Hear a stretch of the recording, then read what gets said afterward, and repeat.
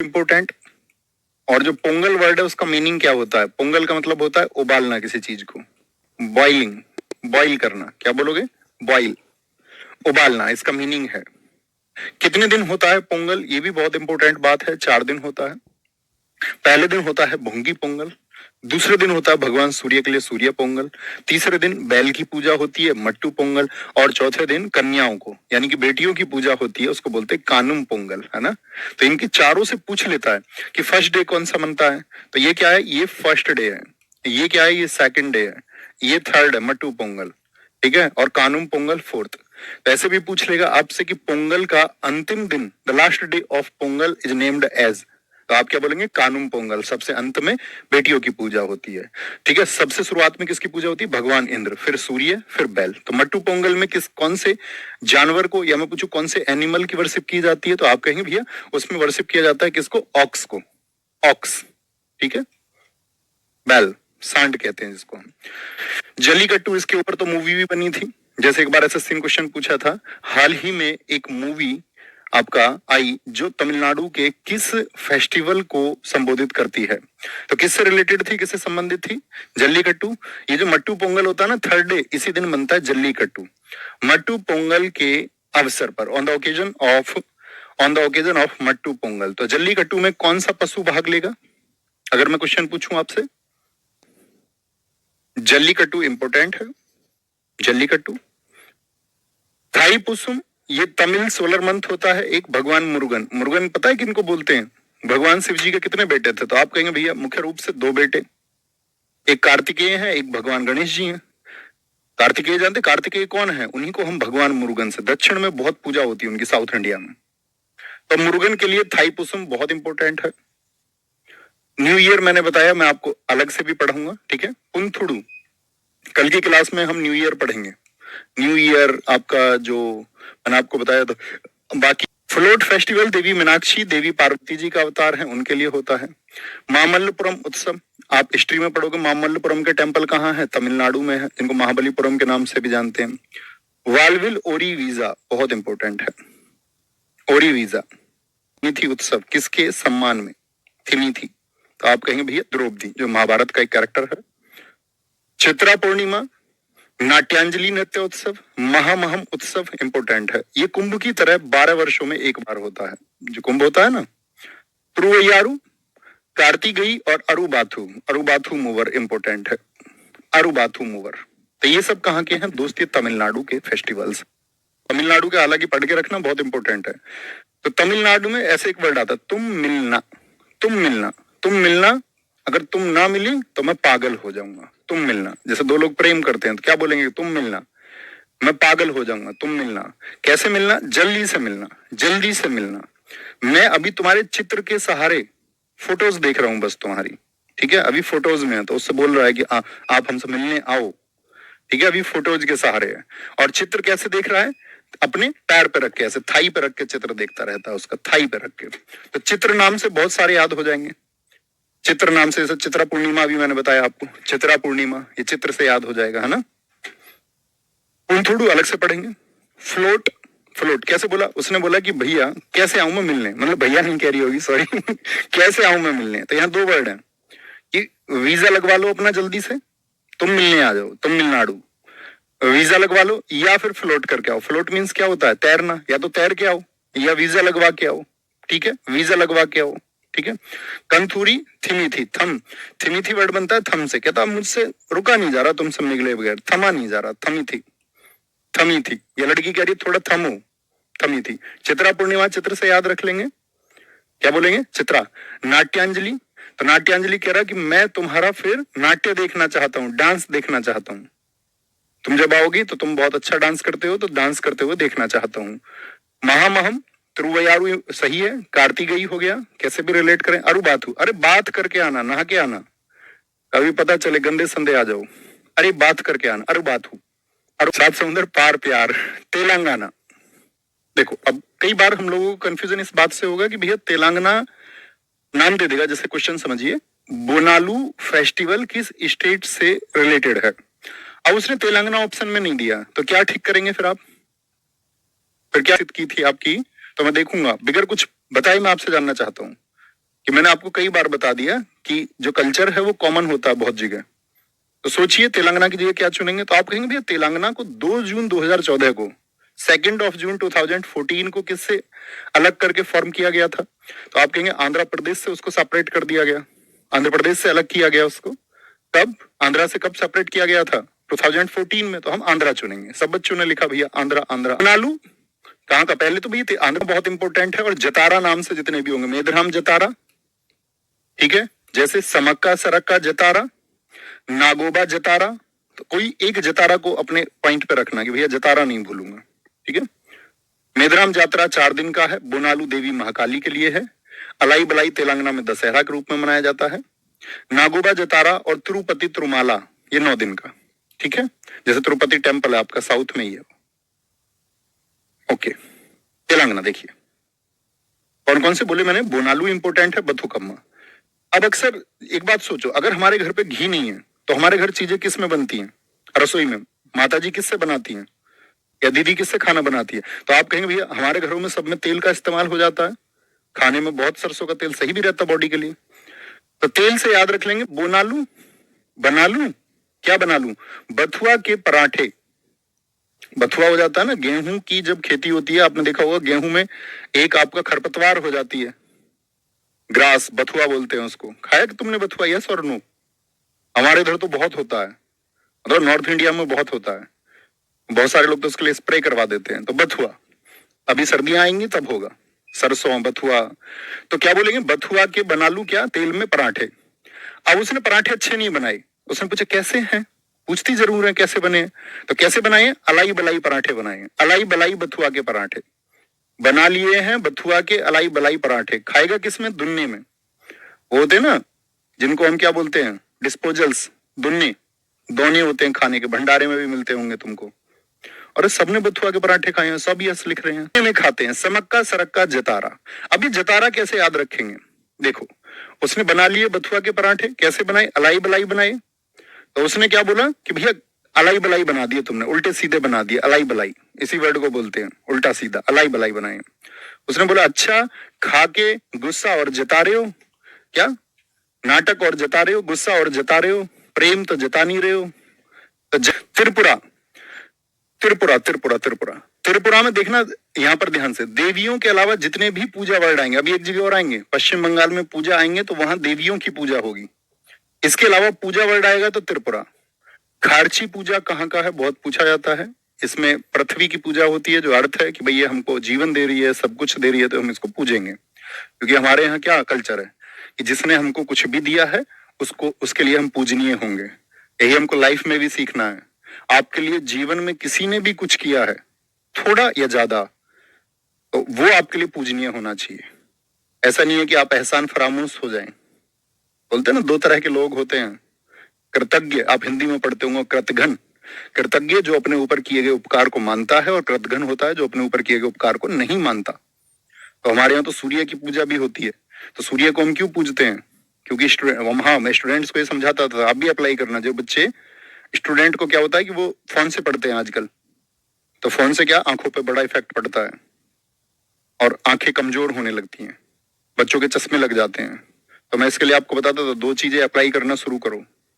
एक तो सुबह उठो, रात को कुल्ला करके सोना, कभी रात को मुंह में मिर्च लगी हुई और सुबह आंख में मिर्च लगा ली। तो माउथ वॉश करके जब सो, तो सुबह जो ये अमाइलेज होता है, समझ रहे हो ना, लार में, लार सलाइवा, तो इस लार को निकाल के आंख में लगाया करो, ऐसे अंदर खोल के। क्योंकि लार क्या है आपका, आप उसे पढ़ेंगे, लार की पीएच वैल्यू जो है वो 7 से कम है। लेकिन सुबह का जो सलाइवा होता है उसकी पीएच वैल्यू 8.4 होती है, यानी वो बेस है। और आंखें कमजोर क्यों होती है हमारी? आंखें कमजोर होने का कारण है कि आंखों की जो आपका साथी एल्कलिनिटी है वो कम हो जाती है। तो उसको बेस अप्लाई करो। एक तो लार, जो ये कर सकते हैं, सबसे आसान है। चश्मा भी है तो हटेगा एक लॉन्ग टर्म में, जो बच्चे परेशान है, क्योंकि आंख आपको दिखाती है दुनिया, उसके सेफ रखने के लिए आपको काम करना चाहिए। दूसरा, जो हमारे यहाँ सूर्य की पूजा होती है तो बहुत सारे उसको धर्म से जोड़ा गया है, सिर के ऊपर से। तो वो जो पानी नीचे गिर रहा है उसमें से आप सूर्य को देखें। अब बहुत सारे लोग तो सूर्य को जल दब देते हैं जब सूर्य निकला नहीं। तो सूर्य सामने है और उस पानी में से सूर्य को देखना है। तो जो उसकी रेज है, आप समझते हो ना, व्हाइट लाइट आपने फिजिक्स में पढ़ा होगा, वर्ण विक्षेपण, व्हाइट लाइट, सूर्य प्रकाश 7 रंगों से बना हुआ है, तो वो 7 रंग जब पानी से होंगे, निकल के आएंगे और आंख पर प्रभाव डालेंगे, तो वो आपकी आंखों को बहुत अच्छा करेंगे, है ना। जरूर करना और करके देखना 2-4 महीने, आप कहोगे भैया ये बड़ी बेहतरीन चीज है। चलो, ना करो तो तुम्हारी मर्जी, मानने के लिए बाध्य हो नहीं। ठीक है, यहाँ आएंगे। खारची पूजा उत्सव, संतरा उत्सव, बीजू, कोजागिरी। एक दोस्त मैं आपसे पूछूंगा, मैंने कोजागिरी आपको बताया था, कोजागिरी फेस्टिवल। केर उत्सव, इसको केर पूजा भी बोलते हैं, केर पूजा, केर पूजा फेस्टिवल, केर पूजा फेस्टिवल। खंपुई, गरिया पूजा बहुत इंपॉर्टेंट है, गरिया पूजा, नीरमहल, अशोकाष्टमी, तिलक और उनाकोटी। उनाकोटी महत्वपूर्ण है। त्रिपुरा को हम याद रखते हैं तेरे पर, ऐसे बोलते हैं उसे, तेरे पर मैं कर दूं खर्च करोड़, खर्च। उसने बोला नहीं नहीं, मेरे पर खर्च मत कर, घर में पूजा करवा ले, उस पर खर्च कर। खर्च किस पे होना, तेरे पर नहीं, पूजा पर। तो पूजा जितनी भी है, गरिया पूजा हो, केर पूजा हो, खारची पूजा हो, होजागिरी, क्या बोला, तेरे पर मैं खर्च कर दूं करोड़, हो जा तैयार, हो जा। उसने बोला नहीं, पूजा कराओ, मेरे तैयार होने की बात इतनी महत्वपूर्ण नहीं है। गरिया दिया उसको, क्या कर दिया उसको, गरिया दिया। गरिया दिया समझते हो, अपमानजनक शब्दों का इस्तेमाल करना, एब्सर्ड लैंग्वेज, अतार्किक भाषा का प्रयोग।